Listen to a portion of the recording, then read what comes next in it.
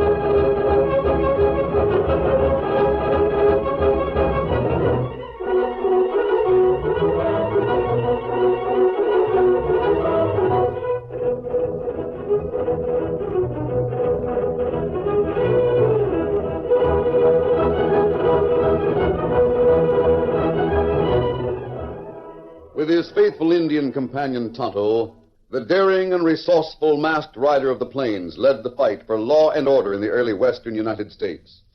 Nowhere in the pages of history can one find a greater champion of justice. Return with us now to those thrilling days of yesteryear. From out of the past come the thundering hoofbeats of the great horse Silver. The Lone Ranger rides again. Come on, Silver! Let's go, big fellow! Hello, Silver!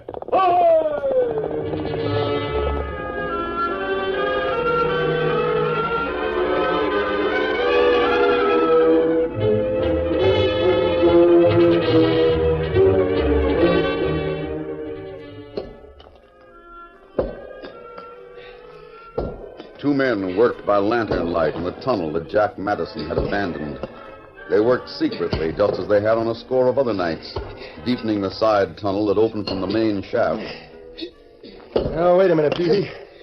Let's see what we got. Hey, that log looks different than the rest. What's it mean?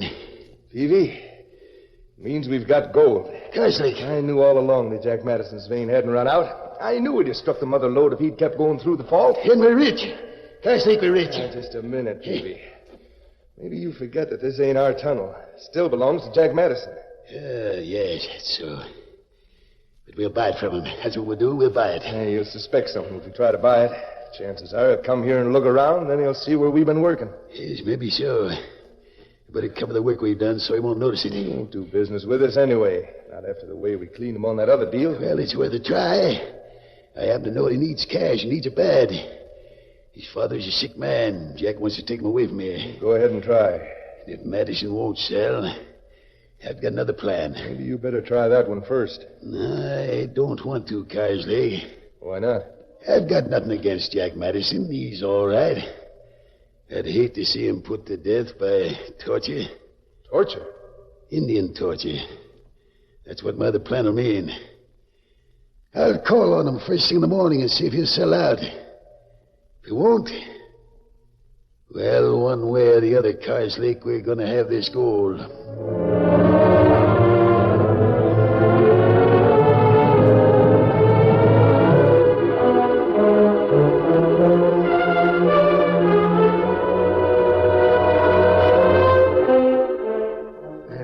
Here, Dad. Let me take those breakfast dishes. Thanks, Jack.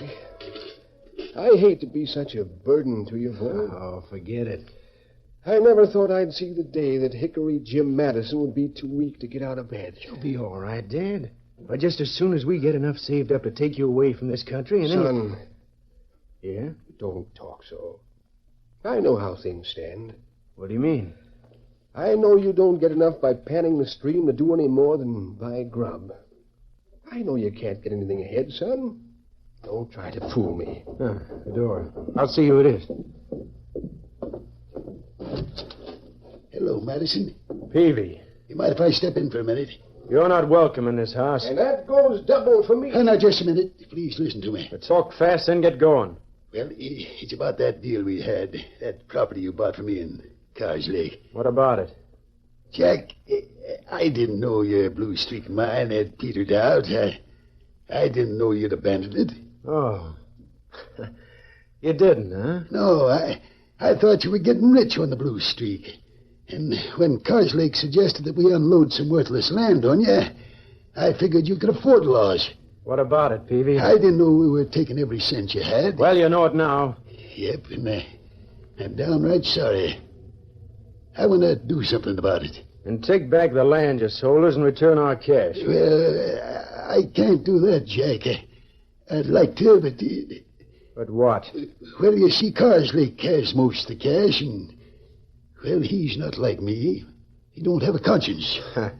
I've got to get cash from him, and he'd never buy back the land we sold you. Oh, I reckon not. He knows it ain't worth a dime. That's it, Mr. Madison.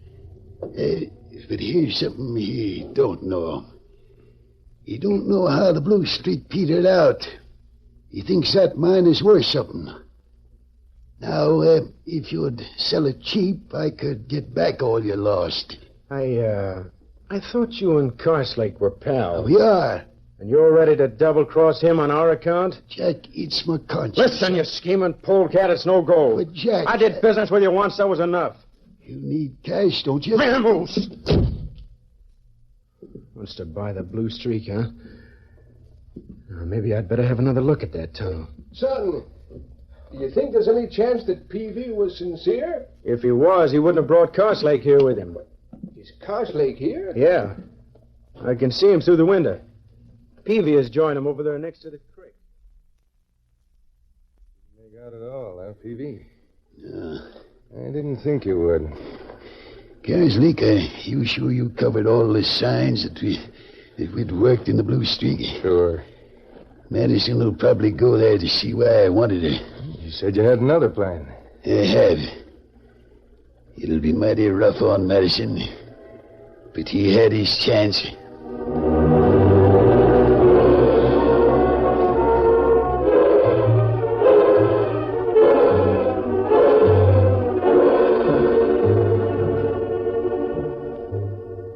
When Jack Madison investigated his Blue Streak mine, he found it just about as he had left it. All signs of recent digging had been removed. Carslake had been clever in concealing the work he had done with Peavy. During the next few days, Jack saw nothing of the schemers. He dismissed them from his mind and devoted all his time and energy to panning the nearby stream for a meager existence. He didn't know that his enemies had left the community to lay plans for his death by torture.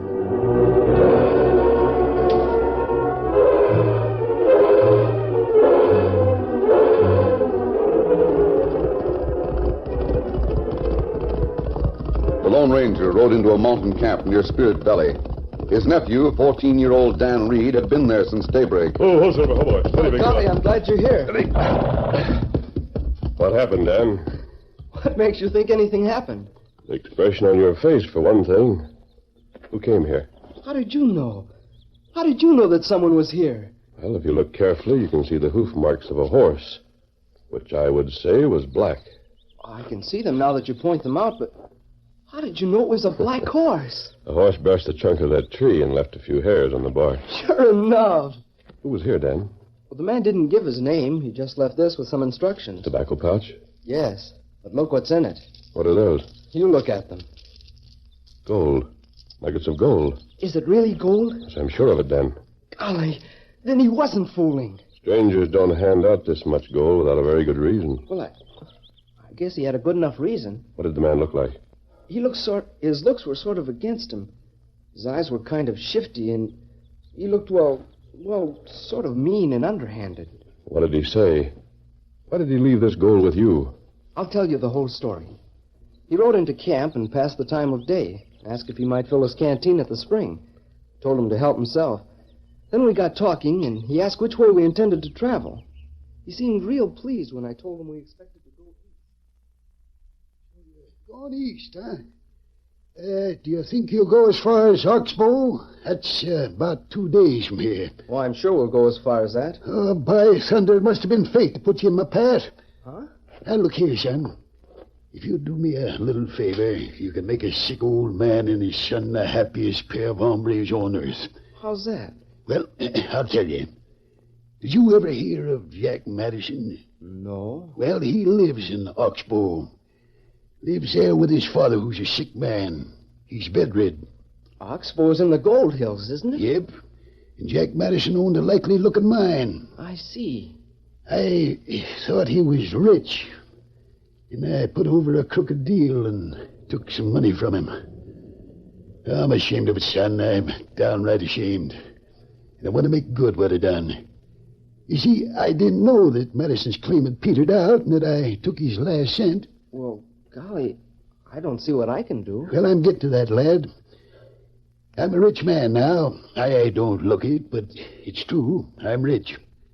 I struck it rich in the Valley of the Spirits. Oh, that's right near here. Yep. I tried to give Jack Madison some cash, but, well, he wouldn't take it. Then I tried to tell him where he might strike gold, and he wouldn't listen. He's mighty proud. And on top of that, he hates me. Uh-huh. Now, here's what I want you to do. You take this sack of gold nuggets to Oxbow and give 'em to Jack Madison. Don't say nothing about me. All right. You can just say that an old friend sent 'em. Tell 'em there's a lot more where these came from in the Valley of the Spirits.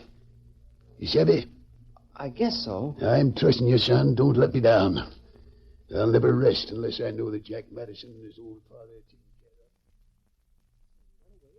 of. With the gold nuggets. And he didn't give his name? No. Did he say where he was going? No. I wonder if he's telling the truth. Golly, it sounded like the truth. Why would he leave the gold if his story wasn't true? I don't know. But I think we'll check up on him. Saddle up, Dan. We're going to break camp? No. We'll ride into the valley and look around. Tonto should be here pretty soon. We'll leave a message telling him where we've gone. All right. I'll get Victor saddled right away. I'll get some tools ready. There's gold in the Valley of the Spirits. I want to know about it.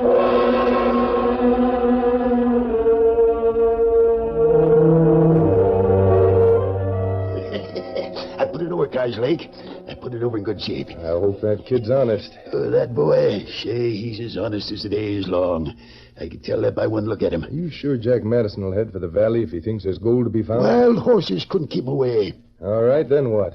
Then what? You mean to say you don't know what happens to anyone that starts digging in the Valley of the Spirits? What happens? He dies.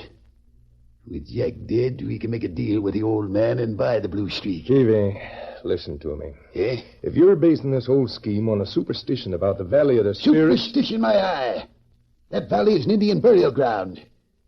Redskins are on the watch day and night. They see anyone digging around there, disturbing the bones of the dead ones, they close in fast.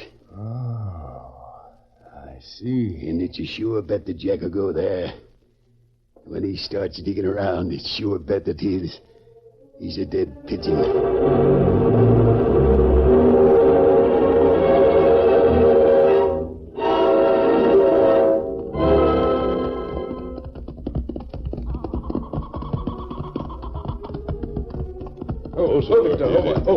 Steady, boy.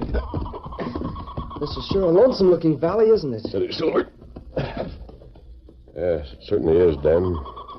This is the first time I've been here. I'll get the spades untied. We'll poke around right here where the ground's been recently turned. All right.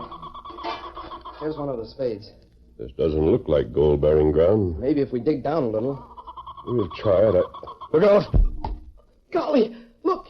An arrow stuck right in that tree. That means Indians.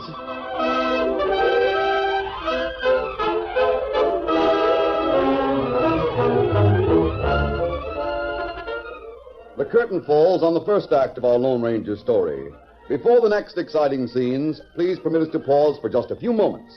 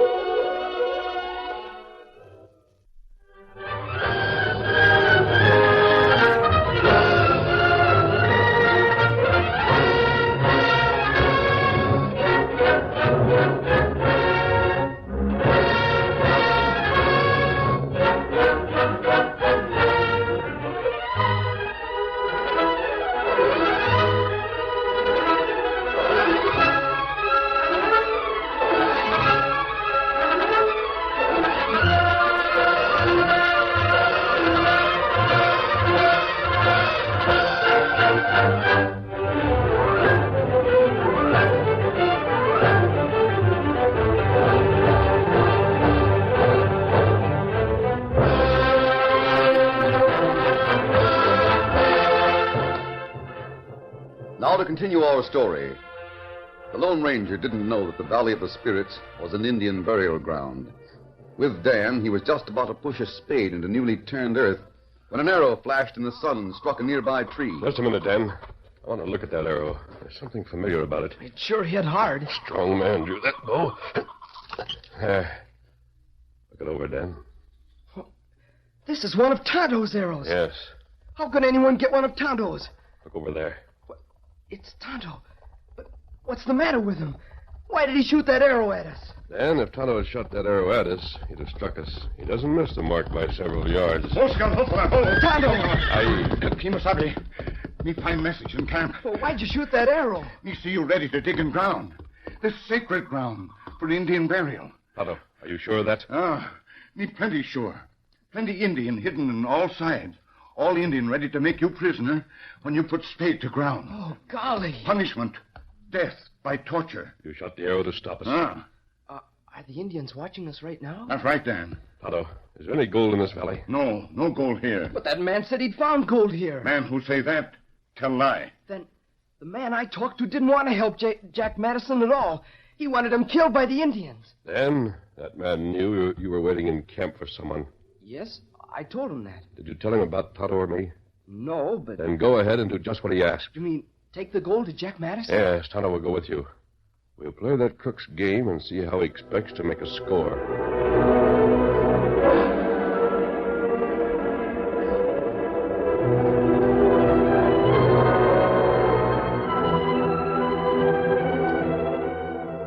Gold. Dad, it is gold. Why, there's over $100 worth right here in the sack. Son, I can't believe it. Now, look here, Dan Reed, I want some facts. I've told you all that I can, Jack. The man wanted you to have that gold, and I promised to bring it to you. You can't tell me his name or what he looks like? I promised not to. Son, I've grub-staked a lot of men in my day. Maybe one of them is taking this way to repay me. Well, we can sure use this gold. You go into that valley and see about staking a claim? I don't know, Dad. I'll go with you. I'll show you the way. Me stay here with your father, Jack. You go. Well, I'll think it over.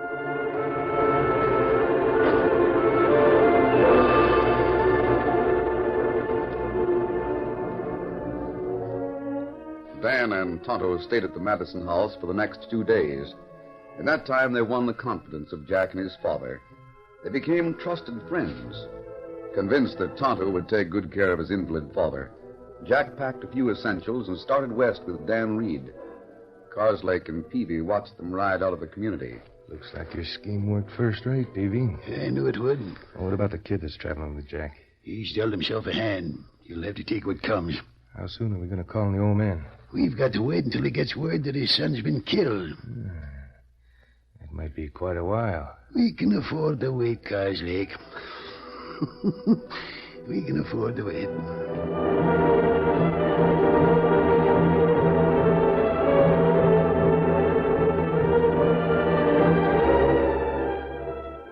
One week went by, and nearly 2 days of the second week. Then at sunset, a tall stranger rode into town on a white stallion and asked how to reach the home of Jack Madison's father. Word of the stranger's arrival reached Peavy and Carslake in the cafe. Yeah, Peavy. He was real sober acting about it. Joe, did he say he'd found Jack Madison dead? Well, he didn't say so. But if it wasn't Jack's corpse that lay across the saddle wrapped in a blanket, what was it? You hear that, Carslake? Yeah, poor Jack Madison. I'll never forget when he left here. He said he expected to come back a rich man. Yeah, the poor critter. Peavy, I'm sorry for Jack's father. This'll hit him mighty hard. Maybe we should go call on the poor old man. That's a good idea, Carslake. Maybe we can do something for him. Maybe we can help him out in some way. Let's go to his place right away.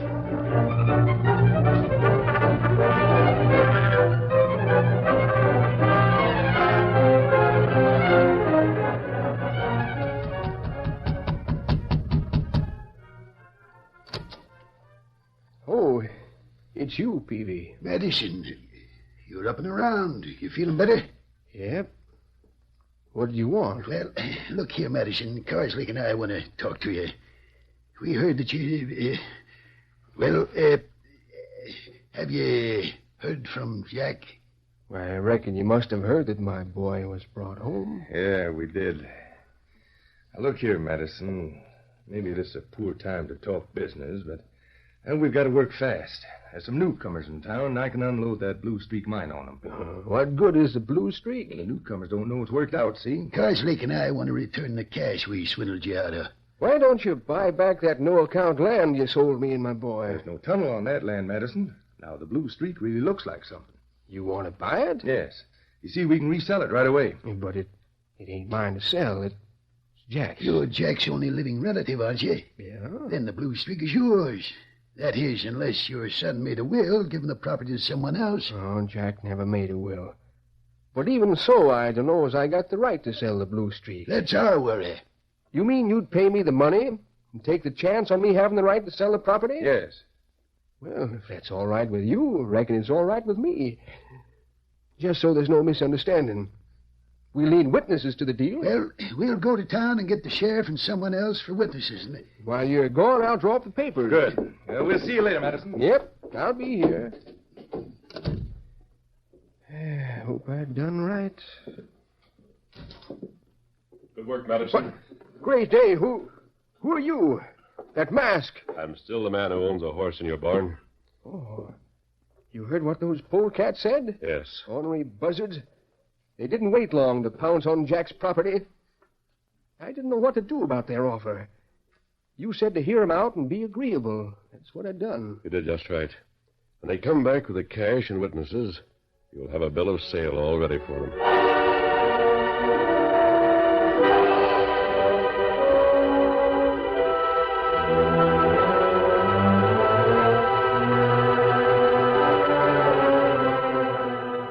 Madison, I hope you know what you're doing. Oh, sure, Sheriff. I know what I'm doing. He drew up the paper himself. Peavy, if you and Carslake try to swindle Madison like you did Oh, the we're last not. time... Yeah. I signed her. Sheriff, I guess it's up to you to sign right there as a witness, eh? Mind if I look it over first? No. Go ahead. It may not have a lot of the fancy legal wording, but I reckon it tells what I'm giving these men for what they're giving me. I see. If that land's worthless, why do you two want to buy it for $1,500? That's our We affair. figure to resell it at a profit, that's all, Sheriff. I told them I wasn't sure I had any right to sell the Blue Streak, but they're willing to take a chance on that. Well, reckon it's none of my affair. I'll sign as a witness. That's all I'm here for. Hurry up, Sheriff. I want to get out of here. There you are, Joe. Your turn to sign. This won't take Here's the long. cash, Madison. $1,500. And there's your paper with all the names signed. Let's get out of here. I'll send the coroner, Madison. Thanks, Sheriff. There's your paper, Carslake. All signed and folded neat. Mm-hmm. If there's anything else we can do, you let us know. Yep. Well, good night, Madison. Night. Good night, all.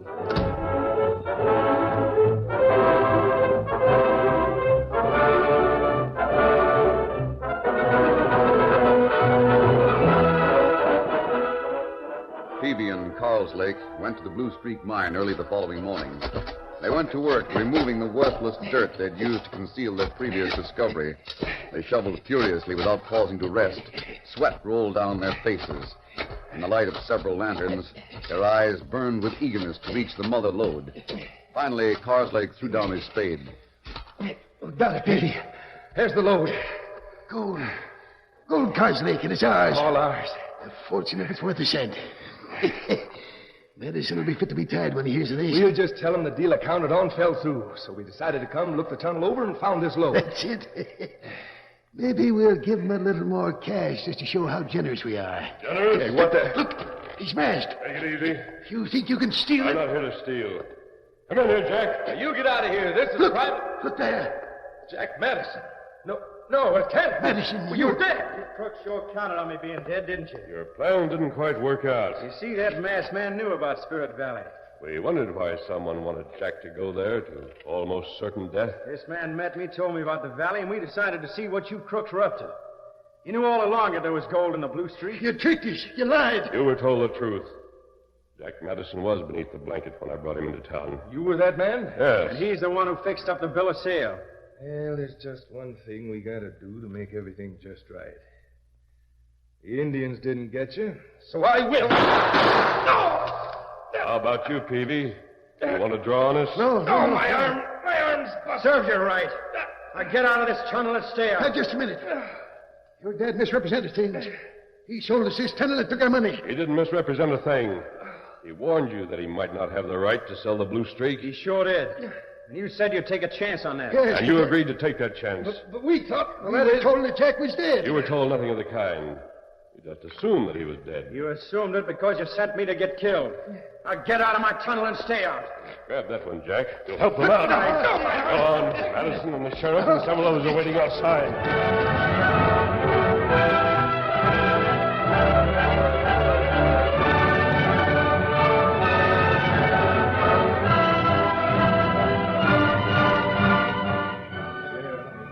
Peavy, you and Carslake got no leg to stand on. You bought and paid for the Blue Streak if Dad Madison had the right to sell it. You put it in writing that you'd forfeit the cash if it developed that Dad did not have the right to sell. But we thought Jack was dead. What you thought don't matter. I've got some thoughts of my own. Yeah. Jack thinks you critters plotted his murder. You can't prove that. By thunder, I can try. If you critters are smart, you'll take your loss and shut up. The Lone Ranger outsmarted you. That's all there is to it. Lone Ranger. Is that who that masked man is? Yes. And he sure proved a friend. Peavy, we better do as the sheriff says. We better take our loss and shut up. We're up against that kind of competition. We're out of our class.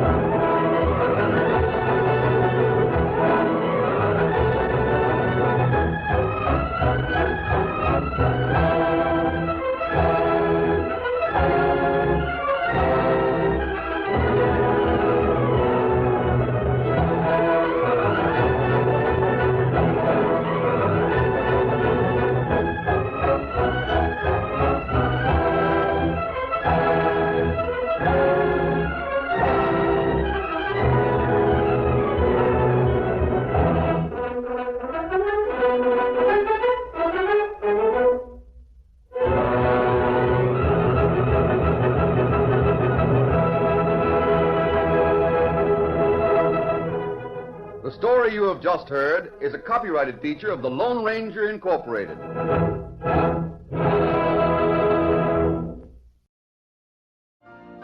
You've been listening to the OTR Gold Network. Find more classic radio at otrgold.com.